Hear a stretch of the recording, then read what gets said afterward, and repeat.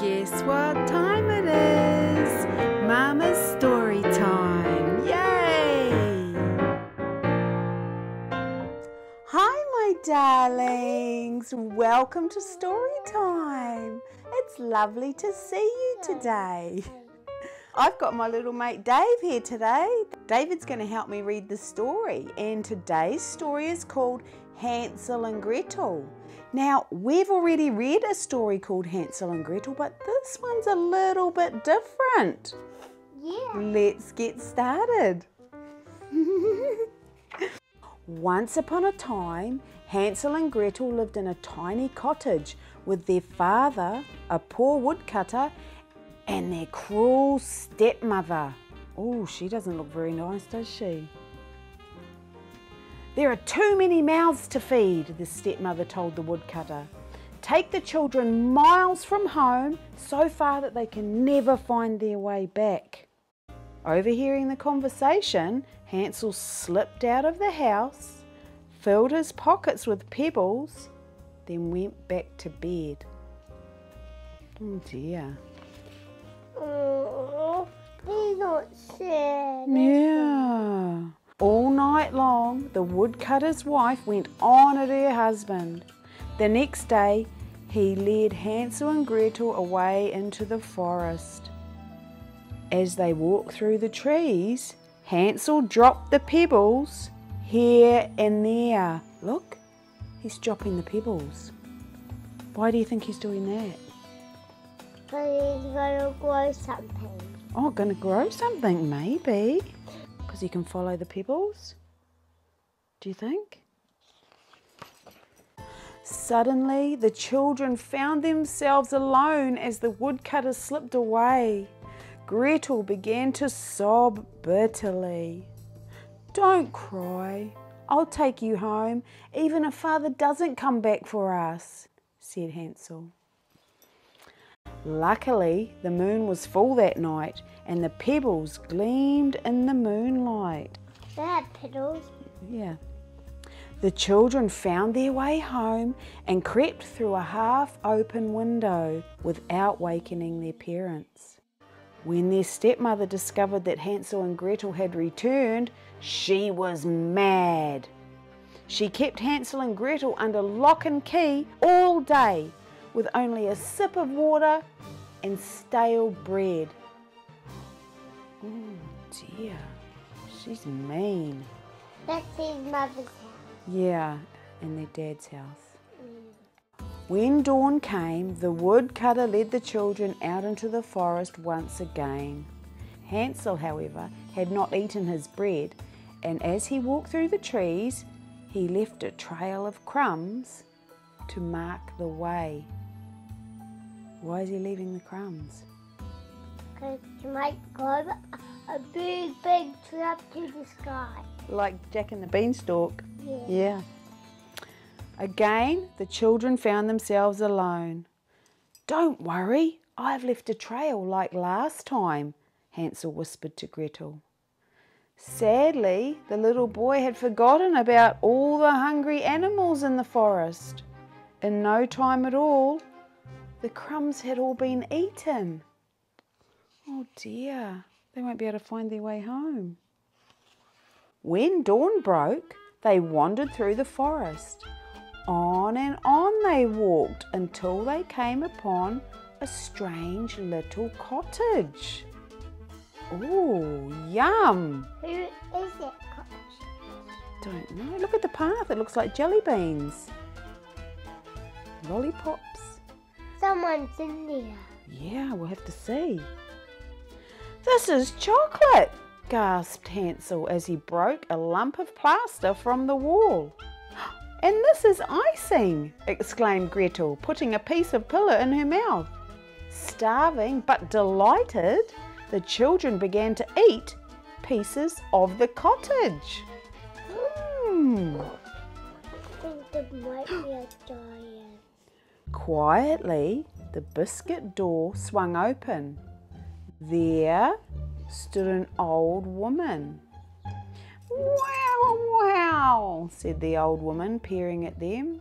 Haven't you children got a sweet tooth? Come in and eat what you wish. Ooh. Do you think they should go in? Don't know. Unluckily for Hansel and Gretel, the sweetie cottage belonged to a witch. They had fallen into her trap. "You're nothing but skin and bones," cried the witch, locking Hansel into a cage. "I shall fatten you up and eat you." Oh no. "You will do the housework," she told Gretel, "and then I'll eat you too." Don't want him to eat. No. Each day, the witch would feel Hansel's finger to see if he was getting fatter. But the witch had bad eyes, so instead he held out a chicken bone. "Too thin," she complained. "When will you become plump?" One day, the witch grew tired of waiting. "Light the oven," she told Gretel. "We're going to have roasted boy today." They can eat him. He's pushing the butts over here. When the witch bent down to see if the oven was hot enough, Gretel gave her a tremendous push and slammed the oven door shut. Oh, she's pushing her in there. Free at last, the children stayed at the cottage, eating all the sweets. After a few days, they found a huge chocolate egg filled with gold coins. Cool. "The witch is now burnt to a cinder," said Hansel. "We'll take the treasure home with us to father." They set off into the forest, and on the second day, they found their way home. Their wicked stepmother left in disgust, so Hansel and Gretel and their father lived happily ever after. That was a good ending, wasn't it? Did you like that one? I hope you liked that story today. Me and Dave liked it, eh? Did you like it? Yeah. Which part was your favourite? The curry house. The cup when they found the house. Yeah. Tasted yummy. Tasted and it was yummy. Okay, my darlings, we're going to put some videos on for you right now.